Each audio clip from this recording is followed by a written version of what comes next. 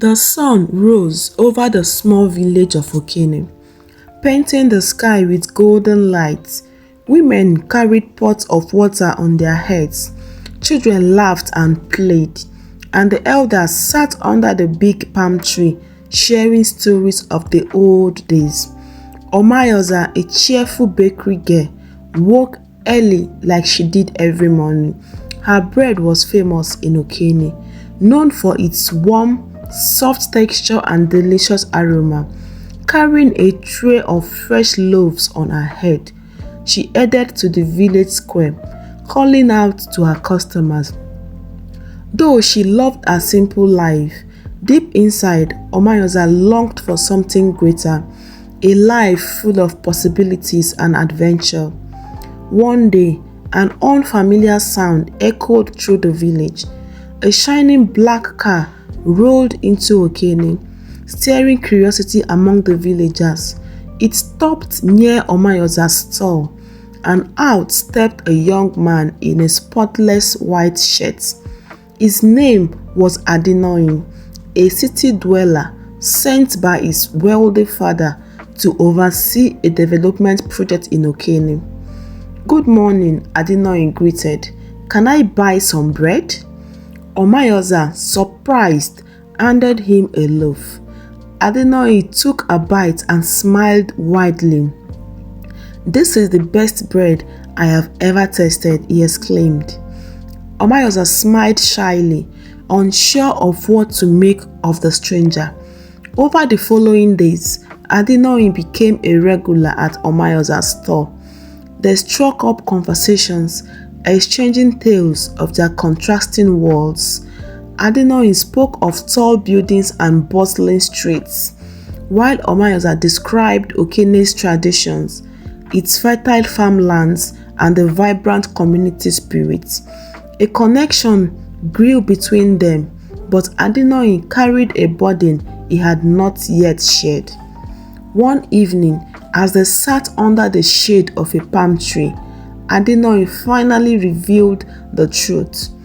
"My father plans to build a factory here in Okene," he said exultantly. "But the chosen site could displace some families and affect farmlands." Omayoza's heart sank. "Why didn't you tell me this earlier?"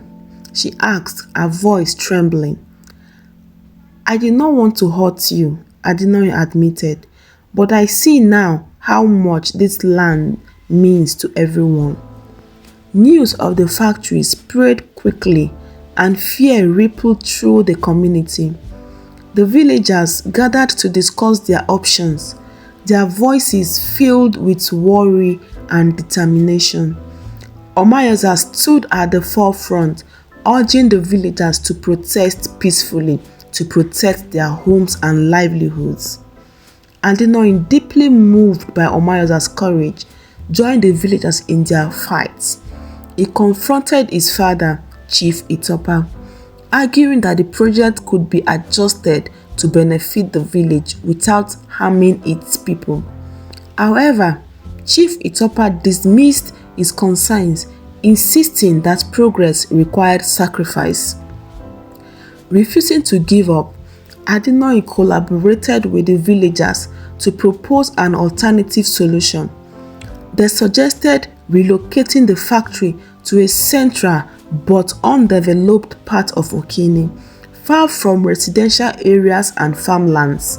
The site would still provide easy access to the village while preserving the community's way of life. The protest grew stronger, drawing attention from neighboring villages and even the local government. Faced with mounting pressure, Chief Itopa reluctantly agreed to the new plan. The factory would be built in the proposed location, ensuring no homes or farmland were affected. When the factory opened, it brought new opportunities for the villagers. Many were employed, earning steady incomes to support their families. Training programs were introduced, empowering the youth with skills in manufacturing and business management. The factory also invested in community development, funding schools, healthcare centers, and clean water projects. Adinoy and Omayosa's bond deepened as they worked together for the village's future. One day, as they stood near her bakery, Adinoy smiled. "You have taught me what it means to truly care for people," he said. "Okene is not just a village, it's a family." Omayosa smiled back.